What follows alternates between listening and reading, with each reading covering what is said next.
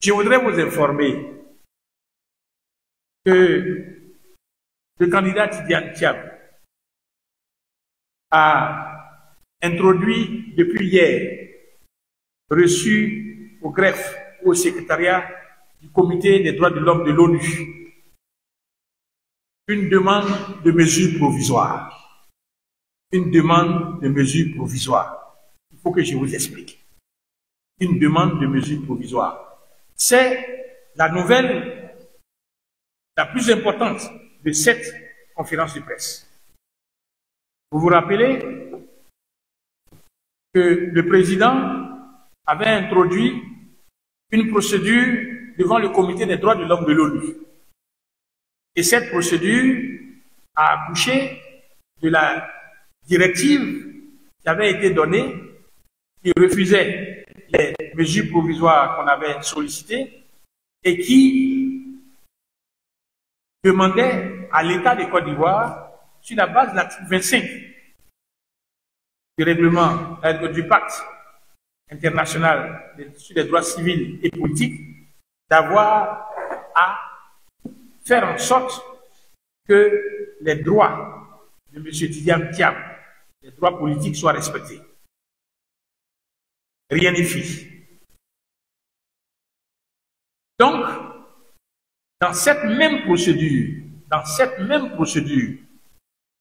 des éléments nouveaux sont apparus avec la décision qui a été rendue le 8 septembre 2025, qui permet aujourd'hui, sur la base des dispositions de l'article 94 du règlement intérieur du Comité des droits de l'homme, de demander à ce comité de se pencher sur des mesures provisoires.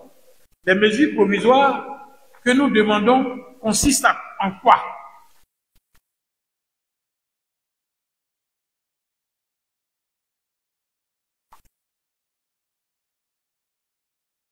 Nous demandons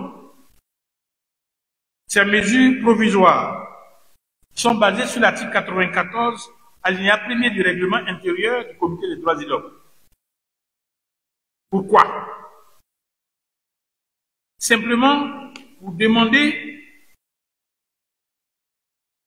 au Comité des droits de l'homme d'enjoindre à l'État de Côte d'Ivoire de prendre d'urgence toutes les mesures nécessaires pour garantir que M. Tidiane Thiam soit candidat à l'élection présidentielle du 25 octobre 2025.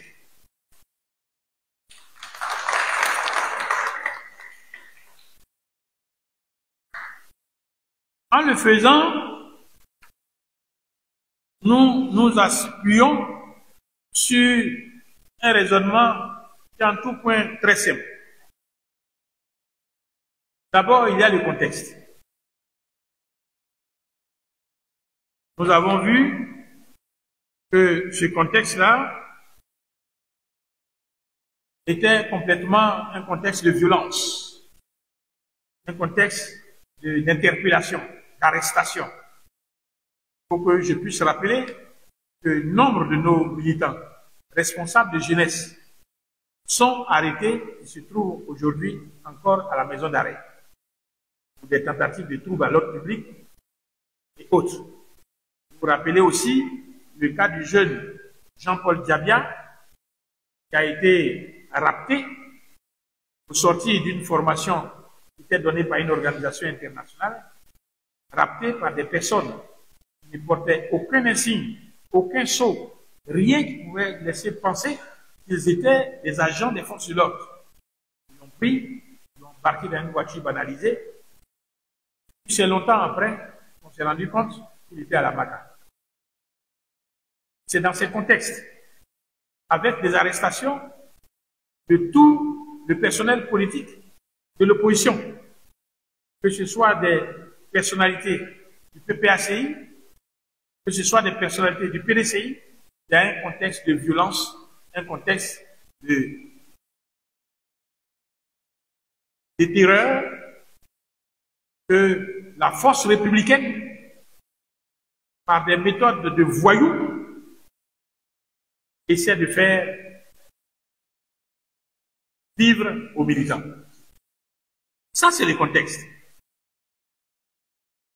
Maintenant, il faut voir la violation des droits de M. Tidiane Thiam. Ça procède de quoi? On nous dit, vous ne pouvez pas être candidat parce que vous n'êtes pas sur la liste électorale. Bon, il n'y a pas de problème. Mais je devais être sur la liste électorale. Comment? Le premier point, c'est l'absence de la révision électorale de 2025. L'article 3, l'article 6, alinéa 3, indique que chaque année, il doit y avoir une révision de la liste électorale pour régler les mutations qui sont intervenues dans le corps électoral. Lors de la conférence qui a été donnée par le président de la CEI, Cubière, le 2 juin 2025, il a dit qu'il ne serait pas possible de procéder à une nouvelle révision de la liste électorale avant l'élection, et que cette révision qui est exigée par l'opposition releverait de l'impossible. Mais il faut observer qu'aucune explication n'a été apportée pour justifier cette position de principe, sauf à vouloir empêcher la candidature de M. Tidiane Thiam. Il faut rappeler qu'en 2010, en 2015, en 2020, en année électorale, élection présidentielle, des révisions des listes électorales ont pu se faire en juin, juillet, ou même en août, sur une durée d'1 semaine, 2 semaines, de telle sorte que cette impossibilité qui est invoquée par le président Cubière semble n'être une impossibilité qui est dictée par l'envie de ne pas voir M. Tidiane Thiam figurer sur la liste électorale. Seulement ça. Donc rien ne justifie. Et donc, nous restons dans cette logique pour dire l'arrêt du 8 septembre vient nous dire, au demeurant, il y a lieu de relever que dans le cadre de l'examen de l'éligibilité des candidats à l'élection présidentielle, le Conseil constitutionnel a de façon constante exigé la qualité d'électeur. Ce que nous expliquons, c'est de dire simplement, tu ne peux pas dire que c'est la qualité d'électeur, l'absence sur la liste électorale qui permet d'éliminer tel candidat. Quand, par des procédures malveillantes et des procédures administratives qui sont à ta charge et qu'aucune force majeure ne t'oblige à ne pas tenir, tu refuses de faire la révision de la liste électorale qui devrait permettre à cette personne et à 1000 personnes, 1 million de personnes en Côte d'Ivoire de s'y inscrire, d'inscrire sur la liste électorale. Tu ne peux donc pas valablement utiliser cet argument.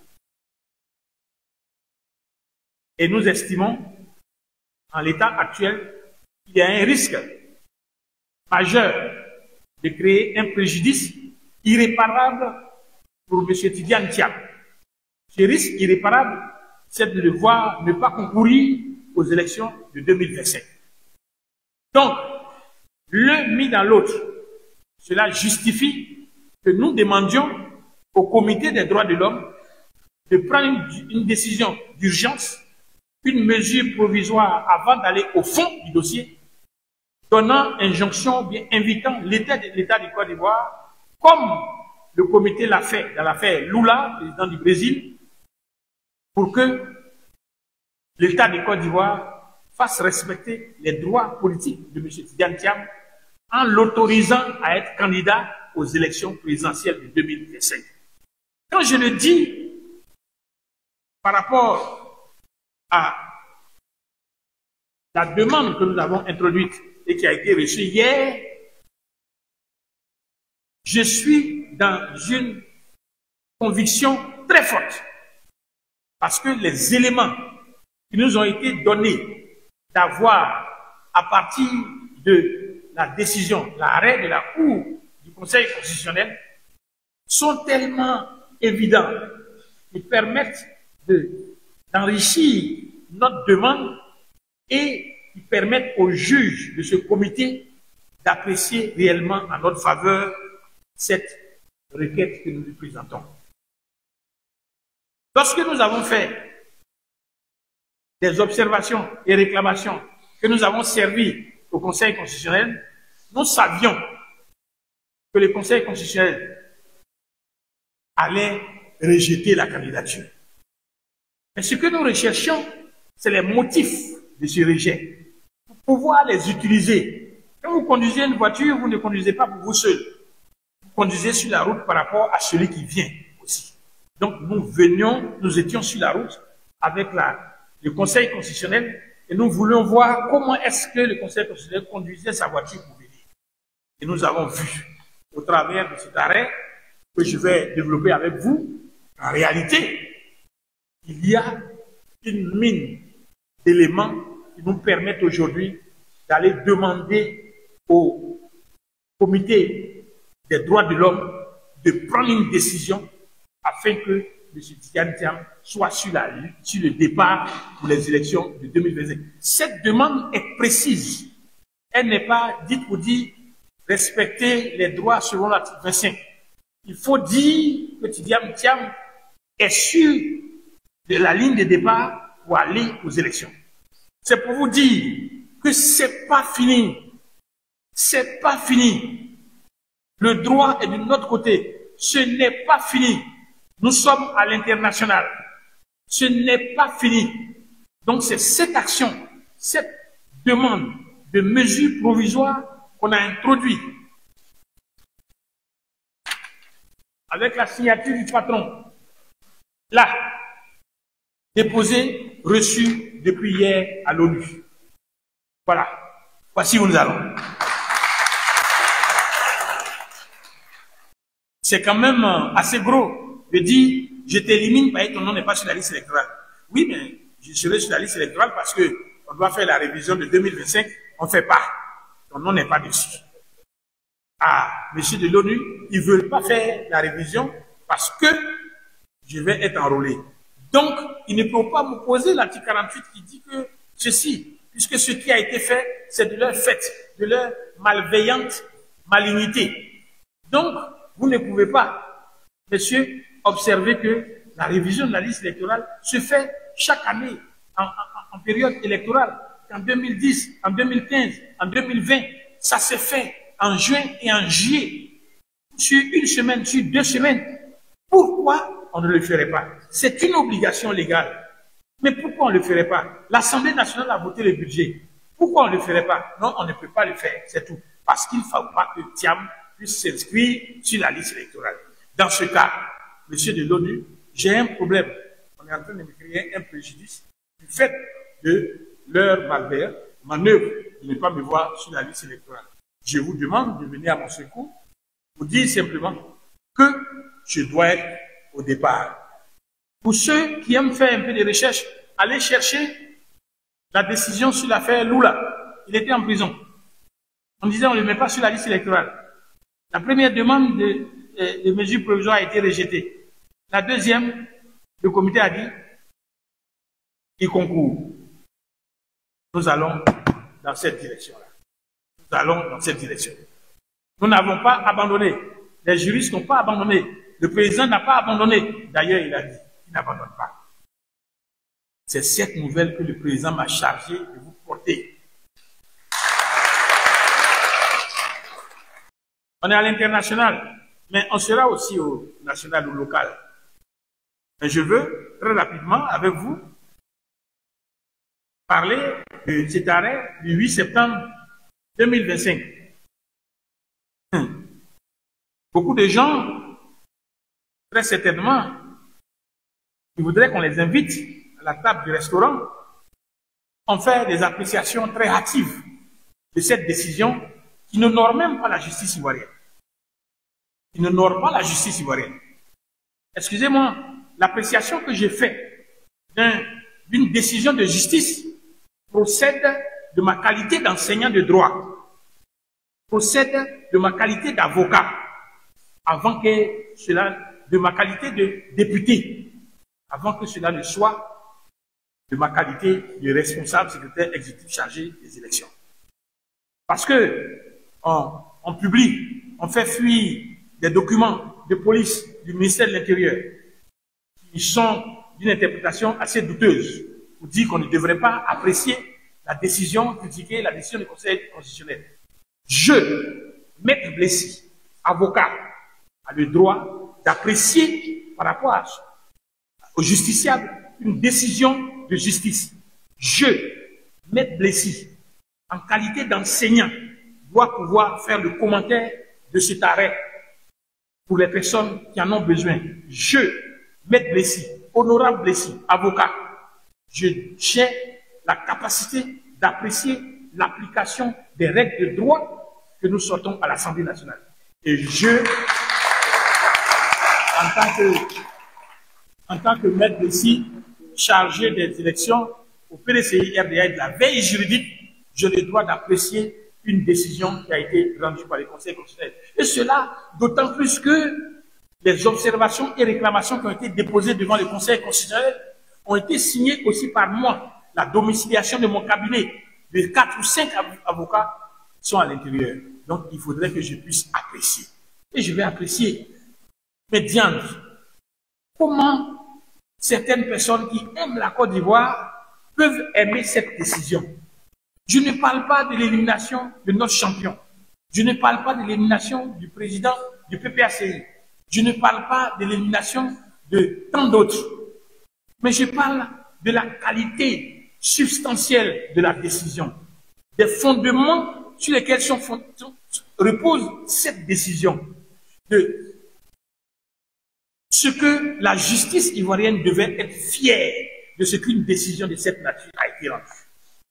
Cette décision ne doit pas rendre fière la justice ivoirienne, et pour cause.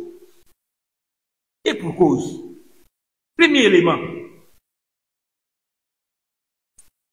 On dit, et je vais vous le donner, que le pasteur Wilfried Zahui n'a pas eu suffisamment d'éléments pour être qualifié concernant le parrainage. Et le texte nous dit quoi? M. Zahui n'a collecté que 43 415 sur 60 000, soit un déficit de 18 000.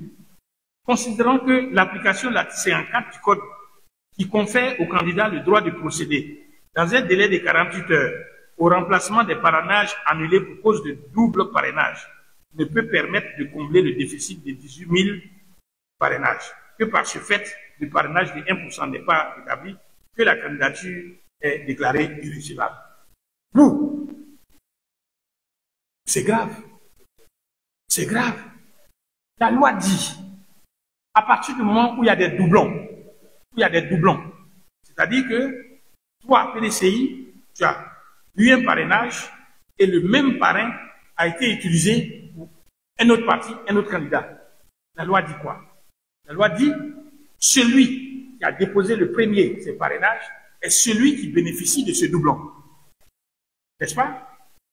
Mais qui établit, qui a décidé le premier? La commission électorale indépendante a fait passer les candidats à tour de rôle. Donc, on sait qui est arrivé le premier, qui est arrivé le dernier. Si M. Zahui a eu des doublons, il a eu des doublons par rapport à qui? Par rapport au PDCI, a-t-il déposé ces éléments de parrainage avant le PDCI? Si c'est avant le PDCI, il devrait pouvoir bénéficier de ces candidatures, de ces parrainages, au détriment du PDCI. Cela n'est pas dit. On dit simplement qu'il y a des doublons. Donc, ces doublons-là sont rejetés. C'est grave. On devrait appeler M. Zahui, ou bien le candidat, pour lui dire, vous avez des doublons. Il dit, c'est avec qui? Il dit, c'est contre tel parti. Il dit, mais j'ai déposé avant lui. Et puis, il bénéficie de ça. Rien n'a été fait. Les candidats n'ont pas été appelés. Rien du tout. Deuxième élément plus grave. On dit, tu as un déficit de 18 000 parrains. Mais moi, moi, Conseil constitutionnel, j'estime que 18 000 en 48 heures, tu ne peux pas le faire. Donc, tu es recevable. Aïe.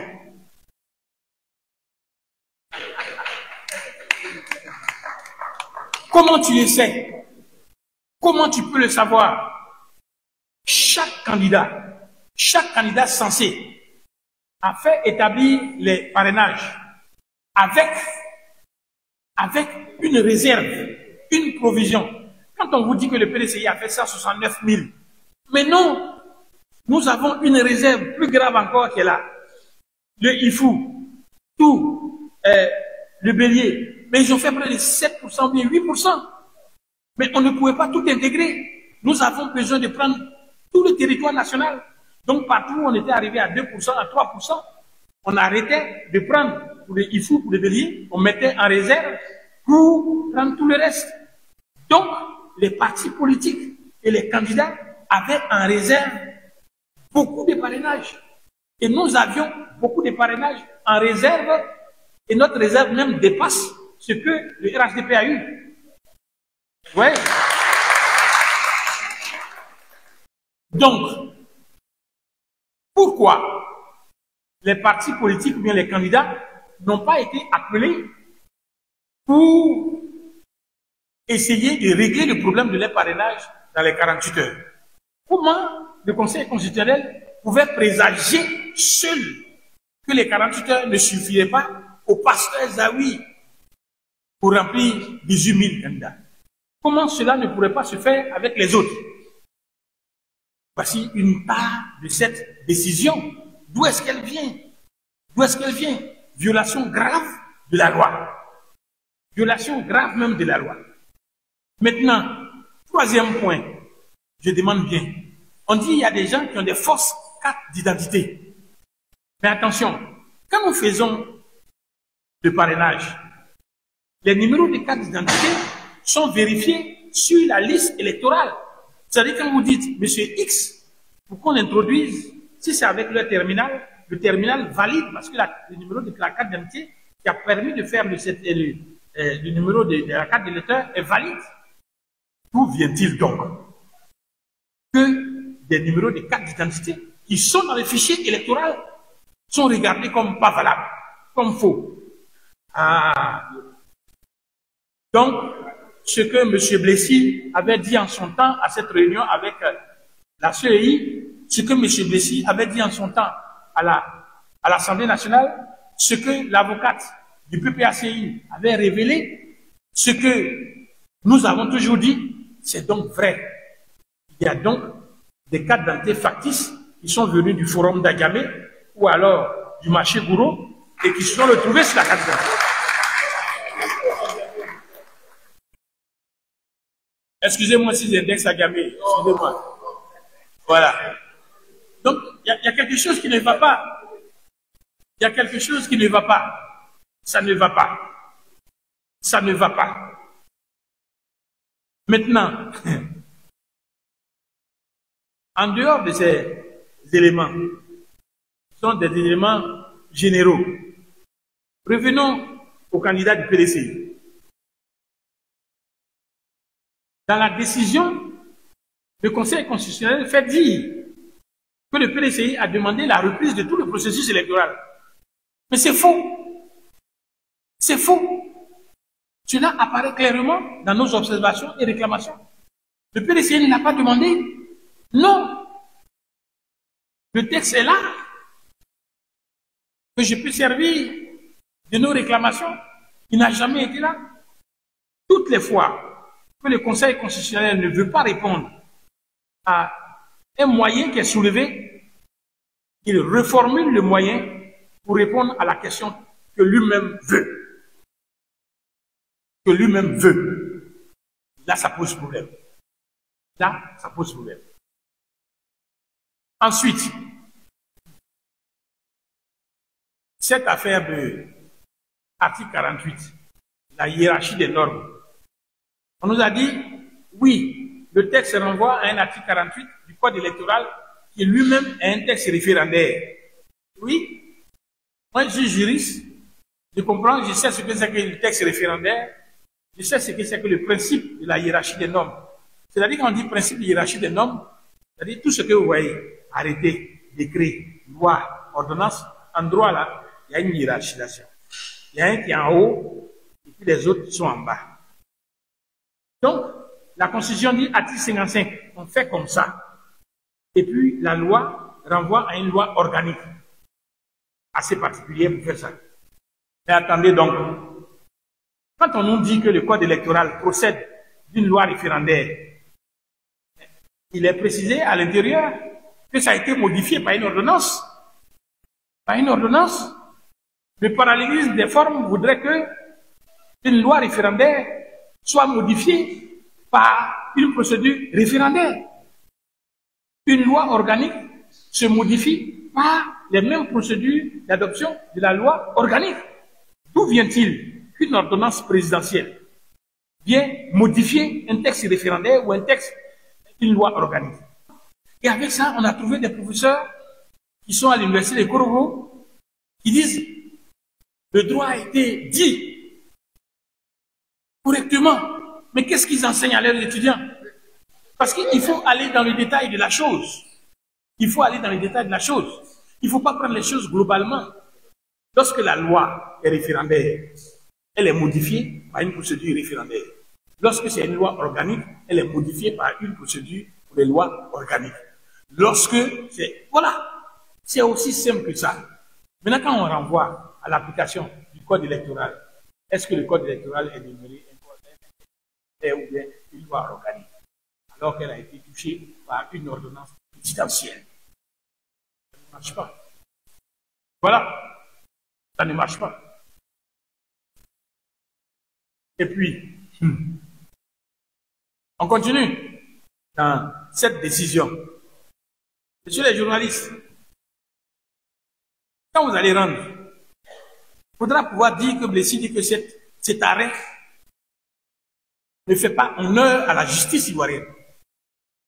Non seulement dans sa rédaction, mais surtout dans les éléments de droit. Attendez. Donc, le Conseil constitutionnel dit que lui seul n'a pas la plénitude de juridiction.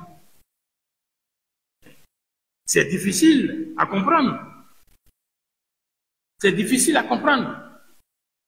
C'est une tendance, sinon quelque chose de définitif dans la jurisprudence électorale et dans la légistique électorale, que l'organe qui est le Conseil constitutionnel, qui juge de la régularité, a une plénitude de juridiction. Une plénitude de juridiction, ça veut dire quoi? Ça veut dire que cet organe doit juger tous les éléments qui lui sont apportés pour la régularité des élections, pour la régularité de l'expression des suffrages. Donc, il ne peut pas dire « je ne suis pas juge de ceci », que c'est seulement le conseil, la commission électorale qui doit pouvoir le faire. Ce n'est pas possible. Ce n'est pas possible. C'est un recul et une ignorance grave. Je vous donne là, ici, lecture d'un élément de jurisprudence du Conseil constitutionnel sénégalais, considérant que s'il est vrai que la Cour suprême est juge de l'excès des pouvoirs des autorités exclusives exécutives, le Conseil constitutionnel, juge de la régularité des élections nationales, dispose de la plénitude de juridiction en matière électorale sur le fondement de l'article 92 de la Constitution, et que cette plénitude de juridiction lui confère compétence pour connaître de la contestation des actes administratifs participant directement à la régularité d'une élection nationale lorsque ces actes sont propres à ce scrutin. C'est du droit, ça. C'est de la réflexion de profondeur. C'est des juristes. Pour dire que le refus obstiné du Conseil constitutionnel de Côte d'Ivoire de prendre sur lui ce qu'on lui donne. Je suis le juge et j'ai une compétence de pleine juridiction. C'est-à-dire tous les éléments qui concourent à la régularité des élections. J'en suis juge et j'en contrôle la régularité. Vous ne pouvez pas dire que vous n'êtes pas responsable de la tenue d'une RLE en 2025. Mais si, parce que ça force le suffrage, parce que la liste électorale n'est pas actualisée, parce que beaucoup d'Ivoiriens n'auront pas eu leur droit de voter ou bien d'être électeurs ou bien d'être élus assuré. Donc cela, c'est le Conseil constitutionnel qui en assure la régularité. Et le Conseil constitutionnel était saisi pour dire qu'il n'y a pas eu d'élection, il n'y a pas eu de révision de la liste électorale en 2025. Le Conseil constitutionnel dit oui, compétence de pleine juridiction. La loi oblige à tenir une RLE en 2025. Le budget a été mis en place par l'Assemblée nationale. Donc, il faut tenir. Et que l'absence de cette RLE viendra paralyser ou bien rendre irrégulières les élections. Voici la compétence du Conseil constitutionnel. Attendons. C'est ce même Conseil constitutionnel qui ne comprenait pas, qui se refusait à le dire, mais qui plus tard arrive sur le problème de l'éligibilité et qui dit, qui vient juger de l'éligibilité, lui qui disait être seulement juge de la régularité. Vous comprenez? Voici un problème de fond qui est là. Maintenant, un fait quand même qui est aussi grave. L'article 56 du Code électoral me dit, moi, quand j'ai été candidat, Tidiane Thiam, lui-même Tidiane Thiam, ou bien le parti qui lui a donné l'investiture peut valablement faire des observations et réclamations entre les mains du Conseil constitutionnel. Voici ce que le texte dit, article 56.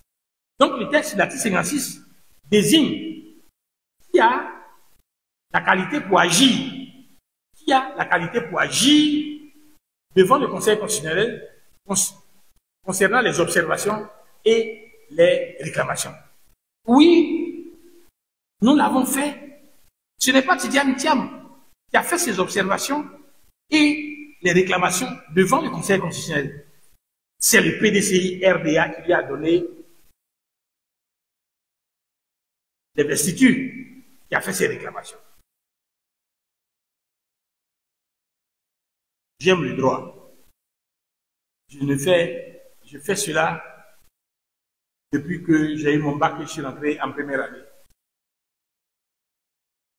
79-80. Donc depuis 1980, je ne fais que ça, du droit. Du droit. J'ai plaidé devant les CIRDI, à Washington, à Paris. J'ai plaidé devant la cour de la CEDEAO, à Abuja. J'ai plaidé devant, plusieurs fois, devant la cour des droits de l'homme, à Arusha. J'ai plaidé et j'ai plaidé. J'ai vu des décisions, de nombreuses décisions.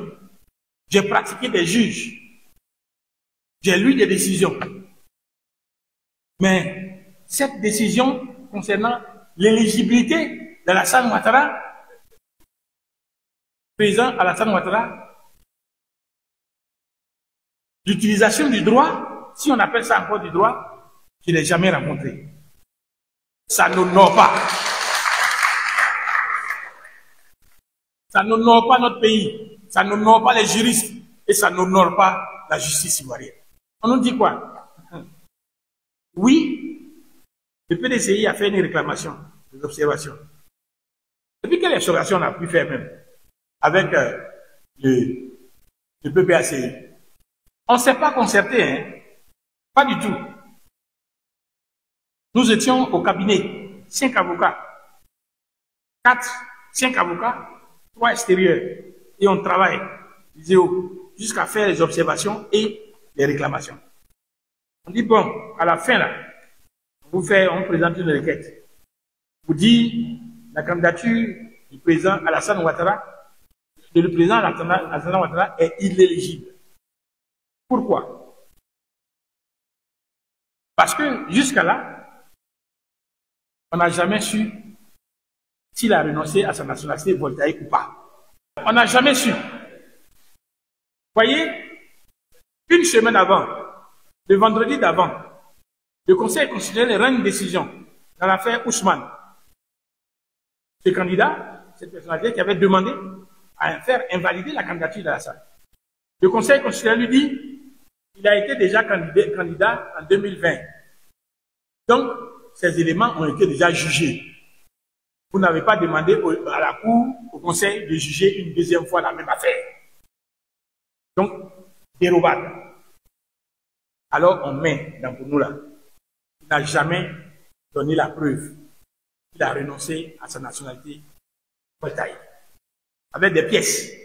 Avec des pièces. Et puis, curieusement, le PPACI nous rejoint avec la même requête. Qu'il n'est pas établi qu'il a, excusez-moi, la nationalité ivoirienne. Et on nous donne la preuve. Le juge dit, bon, comme PPACI et PDCI, vous avez envoyé le même problème, on joint les procédures pour régler ça une seule fois. Et puis, au moment où on s'attendait, on nous dise, oui, il a envoyé la preuve qu'en 1930, il a renoncé à la nationalité voltaïque. Non, on ne nous dit pas ça. On nous dit, parce que notre candidature a été déclarée irrecevable, alors nous n'avons pas qualité pour agir. Mais ce n'est pas du droit. Messieurs, dames, ce n'est pas du droit. Ce n'est pas du droit. C'est-à-dire, en droit, on peut trouver des dérobades. On peut trouver des arguments, un raisonnement. Ça peut être faux. Mais tu le tiens quand même et tu installes ta conviction là-dessus. Mais prendre quelque chose qui est aussi évident dans la loi pour venir dire autre chose, c'est que vraiment, c'est grave. Nous étions sur le terrain. Nous avons fait le parrainage. Nous étions sur le terrain. On n'a pas vu RHTP sur le terrain? Non. On a fait 1 mois, 2 mois sur le terrain. On ne les a pas vus sur le terrain. C'est en combien de jours ils ont fait les 85 000? Et comment? Est-ce qu'on peut vérifier? Et puis comment certains candidats, dont les militants ne peuvent même pas remplir une boîte d'allumettes, peuvent avoir réussi et que le candidat du PPACI, qui est représenté au plan national, n'a pas réussi? Il y a à s'interroger. Lorsque vous mettez le doute dans l'esprit des gens, les suffrages qui vont venir seront toujours contestés. Alors, je voudrais dire ici, je ne suis pas en train de lancer un appel à l'insurrection. Non, ce n'est pas l'habitude du PDCI-RDA. Mais je voudrais pouvoir dire que ce n'est pas fini. Ce n'est pas fini. On ira avec vous être dans cette collusion jusqu'à la gare. Alors, je voulais dire une chose ou deux, très rapidement. C'est politique. D'aucuns font courir le bruit. Ça, c'est une commission qui m'a été donnée par le porte-parole Bredoumi. Ils font courir le bruit. Que dans les hautes instances du PDCI et RDA, où il y a nos sages, ainsi de suite, il y aurait des approches entre le PDCI et M. Bion. Je voudrais vous dire, même le président Tidiane Thiam ne peut pas oser, tel que nous sommes sur le terrain. Il n'y a aucun contact, aucun deal, aucune discussion à l'intérieur du PDCI, au sommet du PDCI, au milieu du PDCI, à la base du PDCI qui concerne Tidiane Thiam. Il ne faut pas qu'ils rêvent. Il ne faut pas que ceux qui disent ça rêvent. Ça ne peut même pas se faire. Deuxièmement, que je veux dire, on a dit que je remets ma candidature au président du PPACI, je remets ma candidature au président du PDCI, je remets ma candidature au président du FPI. Certains problèmes, va régler ça au PPACI. Ne viens pas nous déranger. Ne viens pas nous déranger. Je crois que vous me comprenez. Vous me comprenez. L'axe de l'Est n'est pas un axe pour le PDCI-RDA. Donc, soyons calmes. Troisième élément que je veux dire, c'est un point personnel. Gardez-vous. Tous ces jeunes dont nous voyons le dos et qui se réunissent tous les vendredis pour venir faire une déclaration ce vendredi, mettre en cause la haute direction du parti. On a vos noms, on a votre identité. Vous avez reçu un appui financier avant-hier. Alors, le PDCI vous attend. Le PDCI vous attend. Qu'on se comprenne bien. Ils ont compris. Ils ont compris. La loi sur les groupements politiques et les partis politiques oblige à certaines procédures. Se retrouvera au tribunal. Et puis après, ils disent, d'ailleurs, il y a trop duré à l'étranger. Donc, s'il a duré, ça veut dire qu'il ne peut pas assurer matériellement la gouvernance du PDCI RDA. Alors, je pose la question. Y a-t-il une règle qui oblige le président à rester ici? Dans les textes statutaires et réglementaires, est-ce qu'on a dit un jour que si le président a fait 6 mois, 7 mois dehors, il peut être déchu de son poste de président? Et puis, en 2025, est-ce qu'on apprécie la présidence et la gouvernance comme on appréciait en 1930? C'est ça le problème. En 1930, comment on faisait? Comment est-ce qu'on faisait? Comment est-ce qu'on faisait? Quand le président Houphouët-Boigny voulait éviter la dure répression des Péchous, il est resté combien de temps en France? Il est resté combien de temps en France pendant que le RDA était ici? Voilà, il y a des éléments. Et puis, dites-moi, moi, je suis en réunion, quand le président veut, avec lui, je me salle dans mon bureau, ou bien dans le bureau du directeur de cabinet, ou bien dans la salle du secrétaire exécutif. Le président est là, en face de moi, et on travaille pendant 2 heures. Il l'a fait avec les députés, il l'a fait avec les hauts représentants, il le fait tous les jours avec la haute direction du parti. N'est-il pas présent? Bien la présence dont on parle, c'est une présence au raisonnement archaïque. Vous dites il faut qu'il soit là, comme ça, pour que l'on puisse faire ce qu'on projette de faire. Alors, attendez. Depuis hier avant-hier, on distribue dans nos circonscriptions les éléments, les urnes. Ils sont sûrs de leur affaire. Hein. Donc moi, vous ne voulez pas que je sois sur la liste électorale. Je suis ivoirien, j'ai tous mes papiers. La loi vous oblige à faire révision de la liste électorale. Vous ne faites pas. Vous dites, je ne suis pas sur la liste électorale. Et puis vous allez faire élection sans moi. Nous-mêmes, on va voter aussi. On va voter aussi. Le 25 octobre, on sera là tous le soir à attendre la proclamation des résultats. Parce que notre candidat aura été candidat.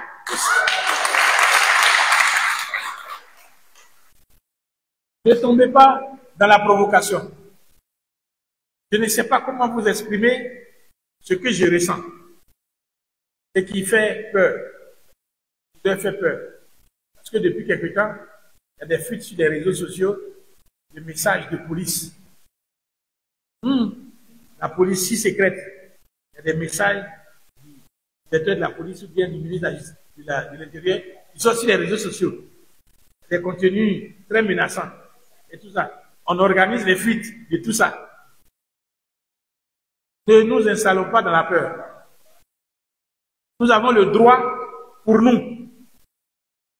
Qu'ils ne se disent pas que nous irons casser dans la rue. Non. Nous ne sommes pas dans cette logique. Pas du tout. Le PDCI est un parti responsable. Nous irons avec eux dans la logique qu'ils veulent imprimer. Nous utilisons les voies légales. Ils ne nous empêchent pas d'exprimer notre droit. Si telle est que la loi autorise à s'exprimer de cette façon, nous irons avec eux dans le droit. Mais on n'arrivera pas au résultat qu'ils escomptent. Si vous voulez gagner des élections, organisez des élections claires pour que tout le monde participe clairement et puis vous gagnez, vous êtes content. Quelle joie vous aurez après avoir gagné ça contre les 4 que je vois. Maintenant, Ouraga au bout. Non. C'est un aîné, bon constitutionnaliste. Il a été un des experts qui ont rédigé la nouvelle constitution. Il avait en son temps, comme le ministre Bakongo, donné son avis sur l'impossibilité pour le président Alassane Ouattara de faire un troisième mandat ou un quatrième mandat. Aujourd'hui, pour celui dont le verbe devait permettre de rester dans la régularité et dans la légalité, son verbe a été prostitué pour se retrouver sur une table de la case. On fait les choses avec morale. On fait les choses pour que demain nos enfants puissent être fiers de nous. La position que papa a tenue là, ils puissent soutenir la contradiction lorsqu'on dirait que ton papa a été un faux, acheté. Quelqu'un qui n'a pas pu soutenir une idée jusqu'au bout, qui a vendu l'âme, la pitance. Je ne veux pas le juger, mais je pense qu'il n'est pas moral lorsqu'on vous a donné une mission dans laquelle vous devez gérer avec beaucoup de probité, de revenir dans la scène politique et dire je soutiens celui qui cristallise les questions, les problèmes. Ils doivent rester silencieux. Silencieux, complètement. Les juges sont silencieux. Quand vous partez, quand vous êtes formé comme juge, on vous demande d'apprendre à être placide. Quand quelqu'un est en train de plaider devant toi, tu n'as pas besoin de dire, voilà, voilà. Pendant que l'avocat est en train de plaider, tu dis oui, je l'amène. Par réaction, préjuge de la décision que tu vas rendre. Mais le juge doit rester là. Il ne dit rien. Son œil même ne cligne pas, il est là. Ce que tu dis là, c'est même pas si ça a un effet. C'est ce que devait être ce comité d'experts. Soit ils se taisaient complètement, et si on leur envoyait une procédure pour interpréter ce qu'ils ont fait, ils étaient face à ça. Mais ils ne viennent pas après dans l'arène. Peut-être qu'à force de garder ce silence, ils ont eu fait. C'est pourquoi nous disons qu'il faut auditer la liste électorale.